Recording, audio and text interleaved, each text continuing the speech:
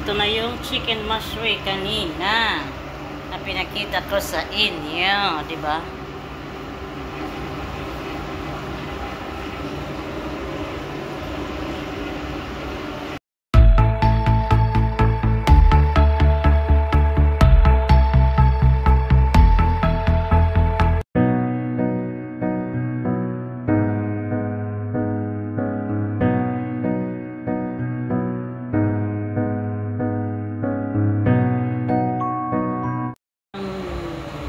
Hello mga palangga at mga ka-OFW. Kamusta ang lahat-lahat? Andito na naman ako sa kitchen. Dahil oras na ng pagluto. Actually kanina pa kami dito. At yung aming tagaluto ay nag-prepare ng ito. Ayan. Ang prepare niya para sa mga amo sa kanilang futuro. At nag-prepare din siya ng burger steak with smashed potato. Pakita ko. Ayan yung smashed potato niya. Pinano niya na smash niya na. Hintayin na lang ang ito na, hihintayin ko na lang ang burger. Ito toppings dyan mamaya. Masarap ang pagkatimpla ng smashed potato. Promise. Pero titingnan natin mamaya kung kakainin ng mga amo. Dahil hindi nila to in-order. Dahil nga ang sabi ko, pag tagaluto ka sa bahay na to, ikaw yung mag-iisip kung anong ipapakain sa mga amo. Diba? Niluto niya na burger steak with smashed potato.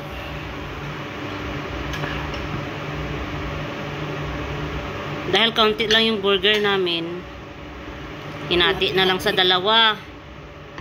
Kasi nga, ang pagkain na ito ay wala namang nag-order sa kanila. Naisipan lang ng tagaluto namin na ito yung ipapakain sa mga amo ngayon.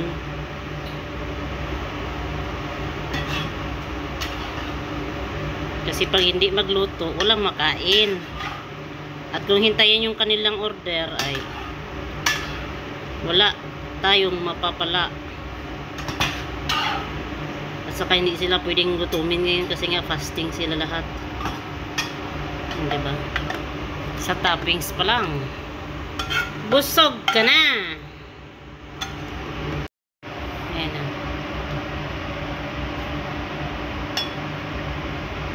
Sarap, diba? Ngayon ay ilalagay na siya sa sakan para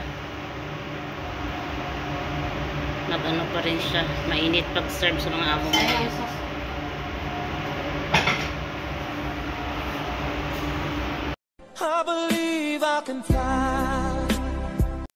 At may binigay sa amin na rice sweet. Hindi ko alam kung anong tawag nito. Anong tawag nito? Nakalimutan ko. Kasama ko. Ngayon, hintayin ko yung tagaluto namin. Tanungin ko kung ano yung pangalan nito. Anong pangalan nito? Helwat-ish. Ha? Helwat-ish. Helwat-ish. Ngayon, papakita pa yung mga Sweet kibir. rice sa English. Sweet rice na lang tayo. Huwag tayo sa Arabic eh. Budlayan naman tayo sa kalisod. Ani? Pakita pa yung mga kabir. Ito. Dadalhin niya daw doon mamaya sa kanyang kapatid. Kasi pupunta siya doon sa kapatid niya mamaya. Dadalhin niya to. Kasi sabi ng tagaluto namin, 2 days na yung mama kibir namin sasabi na gusto niyang gumawa ng sweet rice. Kaya lang, walang tutulong sa kanya kasi may kaming trabaho. Kaya ayan, ito na lang yung dadalhin niya. Ang binigay sa kanya, dadalhin niya rin sa kapatid niya. Diba? Ngayon ay ibibigay ko ito dito. Into your hands. I commend these sweets. Dadalhin niya daw mamaya kay Mama Hasa. Sabi niya. I believe I can fly. Ito yung sabaw ni Mama Kibir dahil gustong-gusto niya nung munggo at hindi naman siya nag-order. Ito na lang yung niluto ng aming taga-luto na sabaw. Munggo! Nalalagyan niya daw mamaya ng parang bihon. Ayan, diba? At masarap ito i-partner sa isda na pinirito. Timing at may isda din kaming pinirito. Hihingi ako niyan mamaya. Kahit kaunti lang. At dahil mag-isa lang ako dito ngayon sa kitchen, sinabihan ako ng aming tagaluto, dahil assistant tayo, na after 10 minutes ay iluluto-fire ko daw yung kanyang ilulutong kanin. Kasi nga natuyuan na. Ang mukha ng kanin, mahahaba siya, diba? Hindi, mali. Ayan o. Mahahaba ang kanin dito sa bansang Middle East. I believe I can fly. At ito yung ipapartner ko doon mamaya sa munggo na niluto ng aming tagaluto. Dahil kahapon ay nag-day off yung aming maniho at nagpabili kami sa kanya ng isda. At kagabi pinirito namin, kinain namin sa suhor yung iba, at ito na lang yung natira. Ngayon, hihingiin daw nung driver yung iba nito, at kakainin ko naman yung iba. Dahil yung aming tagaluto kagabi ay hindi nakatulog dahil sa isda na to. Ano siya? Inubo siya ng masyado. Baka allergic sa isda nito. Kaya ito, masarap. Partneran ng munggo. Wala yung tagaluto namin dito ngayon sa kitchen. Ako lang mag-isa kasi yung amo ng tagaluto namin ay umalis. Ngayon, kailangan niyang puntahan, linisan para pagdating ng amo niya ay malinis na yung kanyang kwarto. Dahil sa bahay na to may kanya-kanya kaming amo. At kung kailangan kami ng mga amo, kailangan namin ding stop kung ano yung aming gawain. Tapos pupuntahan namin kung ano yung pangangailangan ng aming mga amo. Kaya ito ang aming sitwasyon dito ngayon. Pero okay lang, happy pa din. Dahil ganito talaga ang buhay-buhay dito sa bansang Middle East. Kailangan nating magsakripisyo para sa pamilyang naiwan natin sa Pilipinas. At dahil hindi pa dumating yung aming tagaluto at ang kanyang chicken mushroom, hindi ko alam kung okay na ba to or sipa. Ito, tingnan nyo. Kayo nang maghusga kung okay na ba to. Ayan yung kanyang chicken mushroom. Ngayon tatanggalin ko muna kasi baka manusunog. O diba? Kasi wala pa siya dito.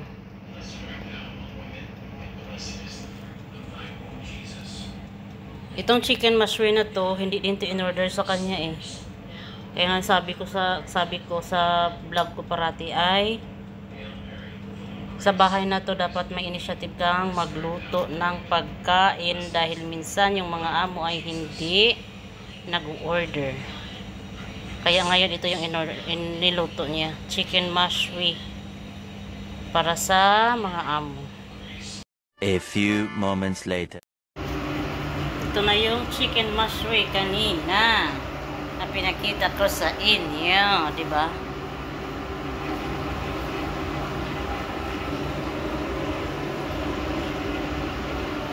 I believe I can fly. At ito yung aming salad mamaya. Ganito din yung salad ng mga amo. Tabula.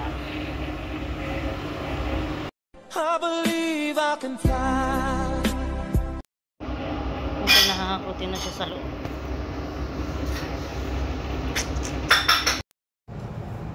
At ngayon, dahil kumakain na yung aming mga amo, kakain din kami. Yung ulam namin ay piniritong isda at saka munggo, di ba? Magandang kombinasyon. Tapos, dahil ang mga amo ay mayroong pizza, mayroon din kami. At saka ito yung kabula. Happy tummy. At yung kasama ko ay kumuha ng kanin. At yung isa kong kasama, yung tagaluto, hindi siya kumakain ng isda na to. Kasi kagabi, kung sa Ilonggo pa, binurokoy siya kaubong. Ayan. Allergic mo yung Masarap ang ano na to eh, na ang isda na to kasi pati ulo makain. Ang ganda ay.